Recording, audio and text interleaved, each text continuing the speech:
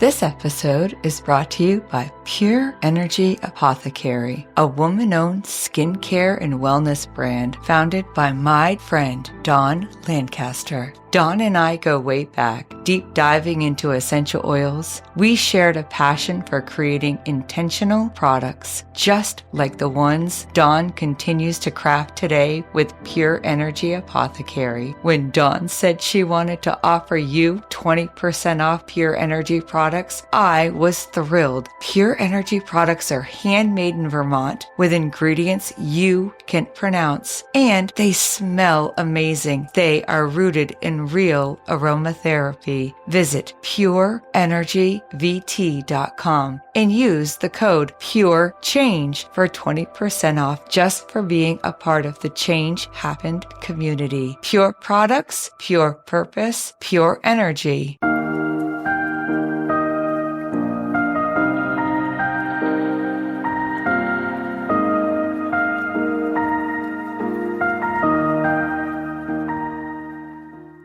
Welcome to Change Happened, Then What? Where in Season 2, you'll hear voices drawn here by one thing: change.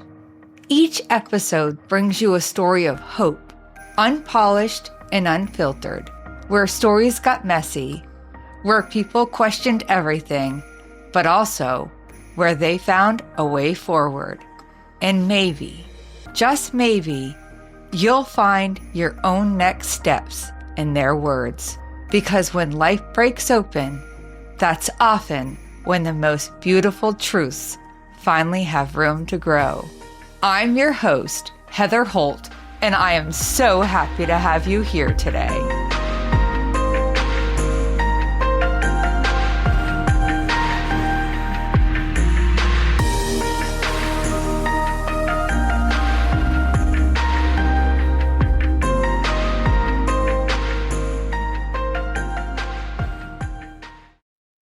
Before we begin, a brief content warning. In today's episode, we talk openly and candidly about suicide, grief, and what it means to lose someone you love by suicide. Please listen with care and take pause if you need one.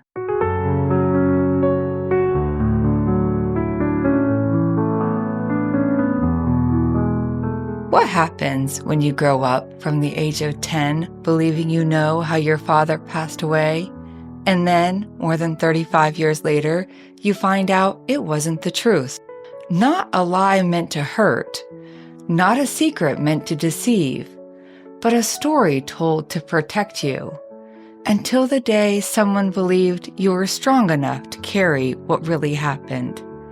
Today, I'm going to introduce you to Lisa Sugarman. She's a mom, she's a daughter, and now, after learning the truth, she's devoted her life to saving lives, meeting people exactly where they are with compassion and hope. My father had stayed home from work, was supposed to meet my mother. She worked about a quarter mile up the street at a nursing home, and he was supposed to meet her, and he never came to pick her up, and he never answered the phone when she called. So I was at day camp. It was August, and couldn't get a hold of him. And she was starting to get very nervous because that was very unlike my father. One of the guys who worked at the nursing home happened to be a volunteer firefighter. He was a good friend of my mom's, and he saw that she was getting a little antsy, and he said, "I'll walk over with you." This was a quick walk. "I'll walk over to the house with you, just in case." And they found him, and he was already gone. I think it was, 12 or 1 o'clock in the afternoon, and I was due home on the camp bus at 5 in the afternoon. And I think my entire family, everyone descended on my house that afternoon. And my mother, I don't know how she did what she did. Everything that needed to be handled was handled before I got home. And the way that my neighborhood was designed when I was a kid is that it was like a circle. The bus would drop me off last in my neighborhood. And so my house was directly in front of the bus. I saw all the line of cars. There was a line of cars. And you know everybody's, Uncle Milton's car, Grandma's car, Aunt Harriet's car. And it was 2 weeks to the day after my 10th birthday. And I immediately thought, oh my God, they're giving me a surprise party. This is the greatest day of my life. Everyone is at the house. It's a surprise party for me. This is incredible. And I couldn't get off the bus fast enough. So my mom came to the corner, which she always did. The bus is facing my house. You wonder sometimes, like people lift cars in moments of tragedy. They lift the car off the person or they do superhuman things. My mother showed up to that bus with the brightest, most normal afternoon smile on her face. Big hug, big kiss, same as every other day.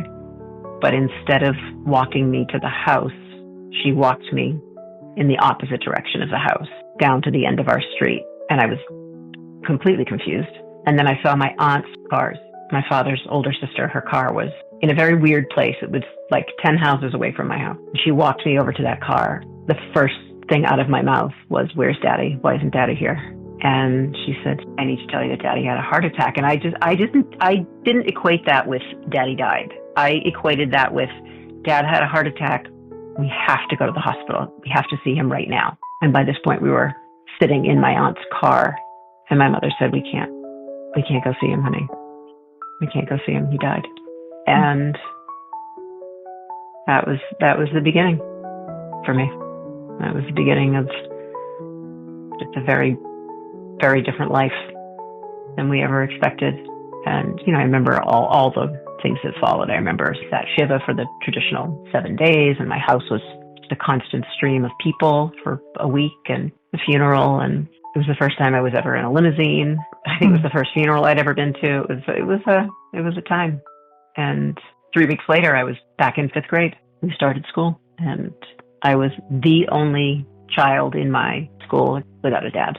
This is the story you grow up with. This is your truth for 35 years after your father's death. This is all you know. And then, one day, an offhanded comment from a cousin about mental illness in the family leads you to confront your mother after all of these years and ask the question you never knew you were allowed to ask.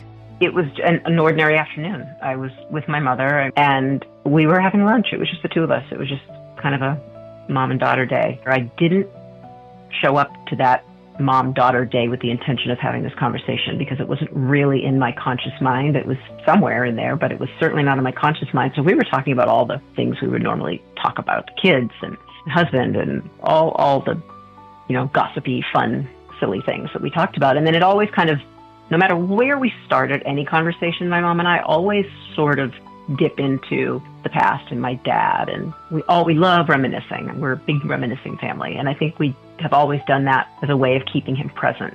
So we would recycle those same stories over and over again, and we started talking about my dad. And then very abruptly, I can't tell you what the thought was that popped into my mind because I certainly had no intention of asking anything, but all of a sudden I just kind of heard myself from outside myself saying, "Mom, was Dad depressed before he died?" And that was a question I had never asked. And I remember the look on her face was, I don't want to say one of concern, like, uh-oh, we're about to go there.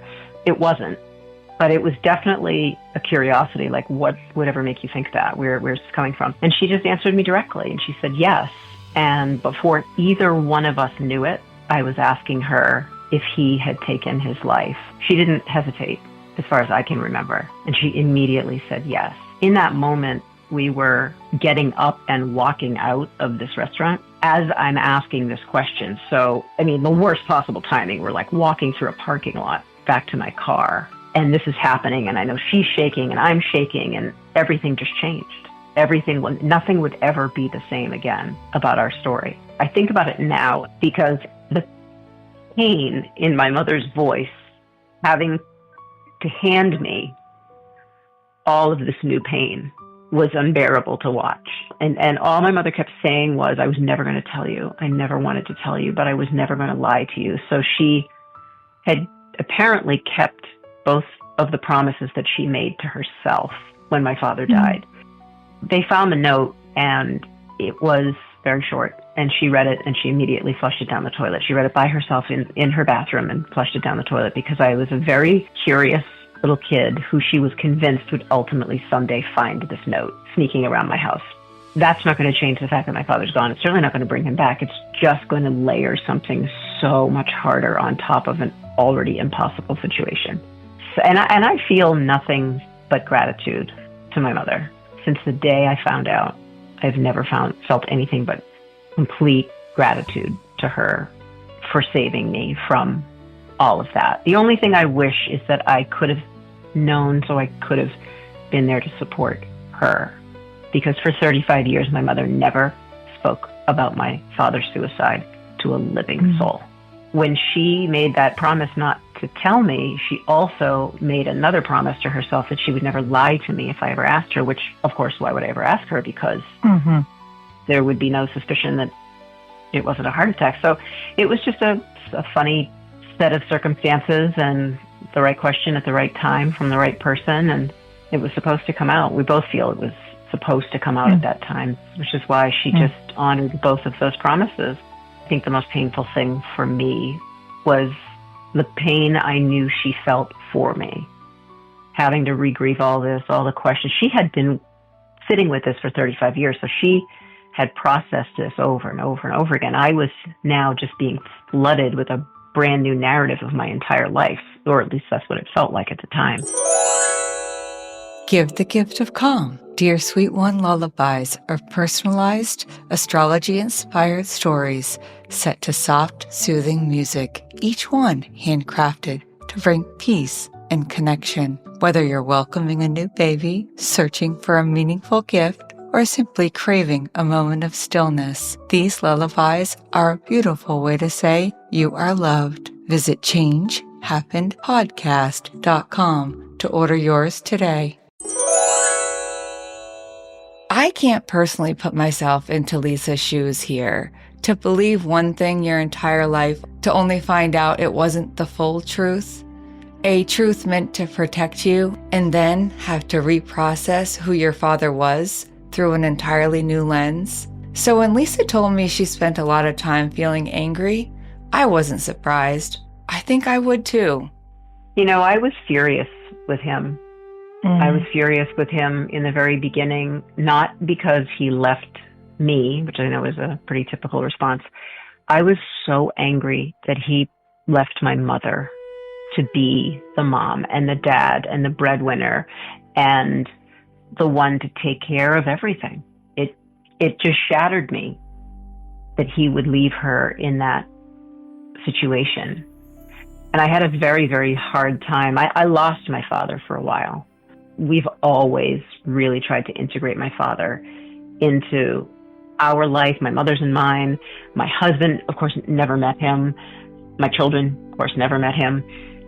But they feel like they have, because even though I only have a small number of pictures, because, you know, the dads were always behind the camera, I don't have very many photographs, but they're out there and they've always been present, and the stories have always been told and retold, and so that they had a feeling that their grandfather was a part of their life. And that all just stopped for me for a couple of years. I was bitter. I was very angry. And there's one thing worth mentioning that was also kind of a big piece of the whole transformation for me. I was someone who had a very quiet but very strong belief system, probably from the time I lost my cousin when I was 9, because my parents did tell me that it was a suicide, as much as you can explain that to a 9-year-old child. It took his own life, and his brain was sick and wasn't like yours or mine. And they were very tender in the way that they explained it to me.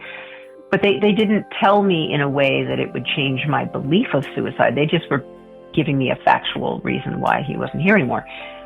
It was me. I was the one who took that and internalized this belief that suicide was selfish. I just felt like, why couldn't he have talked to somebody? Why couldn't he have talked to my aunt and uncle or his brother or his sister? Why would he leave and do that? And so that hardwired into me, so that when I found out about my own father, I felt that it was an extremely selfish thing of him to do, mostly to my mother. And that was a very, very hard thing for me to navigate, because he loved her so much, and I knew how much he loved me, and I knew how much he loved our family and our life. And so that was a very difficult time for me. And what changed for me was this. I've always been a seeker, so I'm always kind of seeking. I need to know the answer.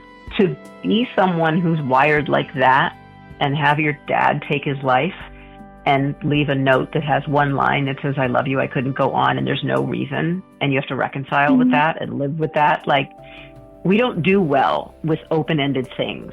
And that's the Mac Daddy of open-ended things. That was a really hard thing for me to reconcile. So I was just really trying to understand. I think my first instinct with all of this, after I kind of got out of that initial fog, then I needed answers. I needed to understand. If I couldn't understand what my father was thinking, I needed to understand what the suicidal mind is usually thinking or often is thinking. And so I started really doing deep dives into just mental illness and depression. And I was listening to all of these stories of these suicide attempt survivors or suicide loss survivors who were dealing with grief. And I just started devouring everything I could get. I lived in that space for a very long time. And all of a sudden, very abruptly, again, don't really know what the catalyst was, but I think it was an accumulation of just being in that space. I realized that mental illness was just an illness. Like we have heart disease, like we have cancer. It's beyond the person's control.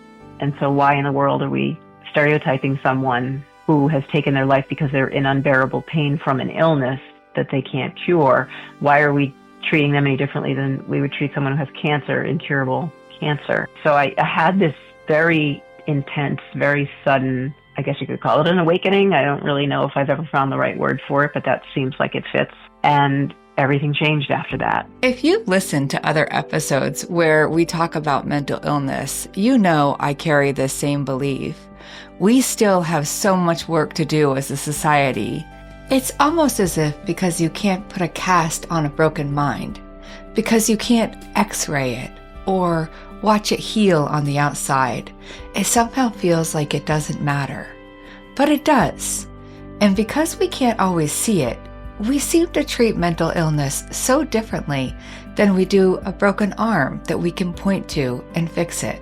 I believe change starts by talking about it, by normalizing it, by helping people access the support and resources they need. And as I was listening to Lisa share her story, I couldn't stop thinking about the weight her mother carried all of those years, protecting her, staying silent, holding the truth alone.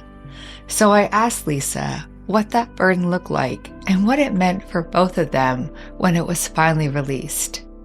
I mean, she most definitely never intended to tell me, but she also never intended to lie either. And so she, she checked off, I guess, both of those boxes ultimately. And I know that it was powerful for her just to let go of the burden of keeping it to herself. And it's a lot to carry.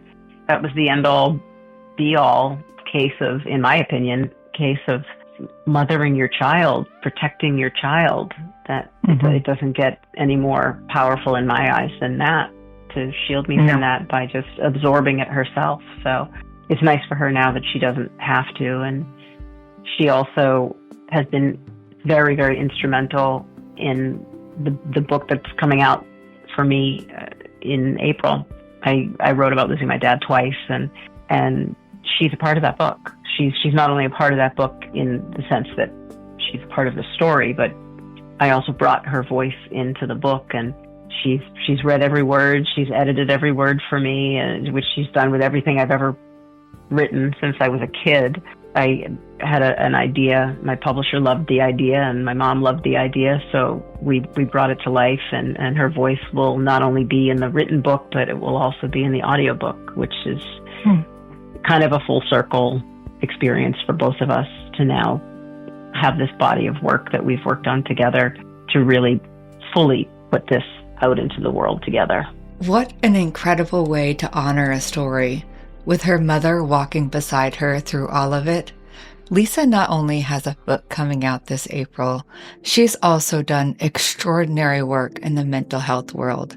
She's the founder of The Help Hub, one of the most inclusive, free online destinations for mental health resources, tools, crisis hotlines, and community-focused support. She also serves as a crisis counselor with the Trevor Project and as a trained storyteller with NAMI, National Alliance for Mental Illness, using her lived experience to help others find healing through connection, honesty, and community. She's also the co-host of The Survivors, a weekly podcast featuring candid conversations and real stories from people impacted by suicide or mental illness. You should absolutely give it a listen. It's a powerful show. You can learn more about Lisa at changehappenedpodcast.com, and I'll have all of the links in the show notes as well. Before we wrapped up, I asked Lisa to share a memory of her dad, something that still stays with her today, and this is what she shared. I often wish I could remember a conversation. You think about the time when our memories really start to bed themselves and you're maybe 4 years old. So I really probably only had 6 or 7 years of really good time with him that I would remember. And of course, again, he was a working dad. He was gone during the day, but I remember dumb stuff. You want to know a story? My father was a very avid outdoorsman, and I grew to love mountaineering, peak bagging up in the White Mountains, which is not far from where we are here in Boston. I grew up skiing up there and hiking and climbing with my father from a very young age. We were high-hutting the White Mountains when I was 5 years old. I was climbing Mount Washington when I was 5 years old. That was just the way my dad indoctrinated me into life in the outdoors. And I've had this absolute love of nature since then. And I remember vividly, we used to hike with an Irish setter named Murphy. And I remember we summited Mount Washington. It was my first time summiting. And this is, of course, the largest peak in the White Mountain National Forest. And I remember we get up to the summit and we're staying in the hut. Lakes of the Clouds hut is the hut at the top. And we're staying there and we're getting ready for bed and you're of course exhausted. And I'm brushing my teeth and I'm in this big communal bathroom. And my dad is next to me. This is such a core memory for me. I put the toothpaste on the toothbrush and it falls into the sink. What do? I scoop it up with the toothbrush in a sink where probably 2,000 people have spit and washed their face and done whatever in this sink. And my father sees me grabbing it with the toothbrush, and about to brush my teeth. And he whacks the toothbrush out of my hand and says, "Oh my God, no. So many people have spit in that sink before we got here. You've got to clean your toothbrush and you've got to start again, honey. Don't ever scoop it up when it falls off your toothbrush." To this day, even if it falls off in my sink, I won't scoop the toothpaste with my toothbrush. And he also taught me how to be in the woods and take care of your business in the woods and make sure you dug the hole and make sure it was off the trail. Maybe you're getting more than you bargained for asking me these questions, but these are the things I remember. I love this story. It's simple, but it's deeply rooted in memory, because in the end, this is what we have. The moments we carry with us for a lifetime. And in that moment, I asked Lisa my 2 final questions. First, what makes you smile today? Without a doubt, I believe now that my relationship with my father is stronger than it's ever been. I still feel like I'm growing a relationship with my dad, and I really have come to very strongly believe that we can still not only have a relationship with the people we've lost, but we can continue to grow it. I sit down in my office, I'm speaking to you now from my office, and I have maybe 1 or 2 photos that have just me and my dad, and I have one of them on my desk, and I smile at that, blow it a kiss every morning, and genuinely feel like when I sit down to work that we're doing it together, that this work we're doing together. And that does make me smile every day because I feel like there's a purpose there. I feel like his energy is a part of it all. So that most definitely makes me smile. I loved her answer because I relate so deeply to it. The work I'm doing now with my brother, with this podcast, and by sharing stories like Lisa's, that's how I find my smile too. And finally, I asked if she had any words of wisdom to share. If you're struggling with anything, and this is not just a conversation about struggling with loss, if you're struggling, period, whatever it might be about, even if you feel like you're absolutely alone, you don't have a partner, maybe you don't have a family, don't have a support system, friends, maybe colleagues, you don't have anyone, you're not alone. You're not alone. There are people out there, people like me on Lifelines, people who are part of groups, people who are willing to listen, willing to hold that space, willing to help you find your way. So take a chance and reach out to those people. If one way doesn't suit you, reach out another way. One therapist doesn't work for you, find another. If one group doesn't work for you, find another. Don't ever feel alone. Ever. That's a powerful statement. And if you've ever felt truly alone, it can feel impossible to believe until you take that first step and reach out.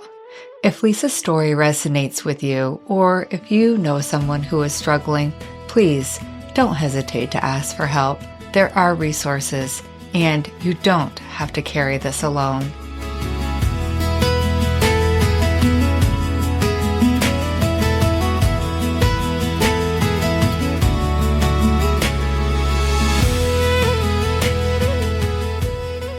If this episode spoke to your heart, I'd love for you to visit changehappenedpodcast.com to join our monthly mailing list. It's also where stories like this continue, with blog reflections, more about each guest, and ways you can support the show. And if you've got 30 seconds, leaving a review or 5 stars helps more people like you find stories like this. Think of it as paying for your coffee at the local coffee shop. Change Happened, Then What? Is written, edited, and produced by me, Heather Holt, with the loyal background vocals from my 2 sidekicks, Waylon and Dalton. Until next time, keep smiling, and maybe let your dog produce your next big idea. There's always a reason to always choose joy. There's something deeper that the world can't destroy. Smile when you think you can't. Smile, get up and dance. Smile, there's a bigger plan. The storm only lasts for a while. So smile.